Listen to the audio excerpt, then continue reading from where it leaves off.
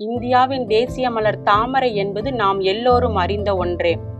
ஆனால் ஆங்கிலத்தில் புலமை பெற்ற 19ஆம் நூற்றாண்டின் இந்தியாவின் தலைசிறந்த கவி என்று பெயர் பெற்ற தோருத் என்ற வங்காளப்பெண் இந்தியாவில் ஏன் தாமரையை தேசிய மலராக ஏற்றார்கள் என்று தன் கற்பனையில் ஒரு அழகான கதையை உருவாக்கினார்.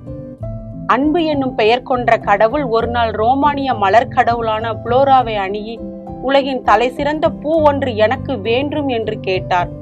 அது மற்ற எல்லாவற்றை விட அழகு வாய்ந்ததாக இருக்க வேண்டும் என்றும் கூறினார்.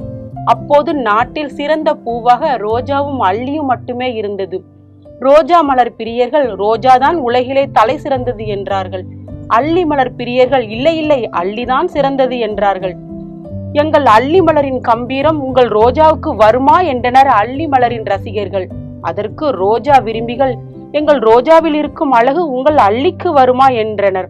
குழப்பமடைந்த அன்பு கடவுள் மலர் கடவுளிடம் சென்று எனக்கு ரோஜாவை போன்ற அழகும் அல்லி போன்ற கம்பீரமும் இந்த இரண்டு மலர்களின் நிறங்களின் கலவையும் கொண்ட ஒரு புது மலர் வேண்டும் என்று கேட்டார். உடனே மலர் கடவுள் இந்தா பிடி என்று தாமரையை தந்தது. இந்த கதை தோருத் எழுதிய ஒரு கற்பனை கதை மட்டுமே. ஆனால் இந்த கதையை படித்த பின் நமக்கு நம் தேசிய மலர் மீது அன்பும் அக்கறையும் கூடுது அல்லவா? மாணவர்களே, எல்லோரும் சொல்வதை நான் செய்கிறேன், எல்லோரும் செய்வதை நான் செய்கிறேன் என்று இல்லாமல் ஏன், எதற்கு, எப்படி என்று ஆராய வேண்டும். அப்போதுதான் அதற்கான விடையும் விளக்கமும் நமக்கு கிடைக்கும்.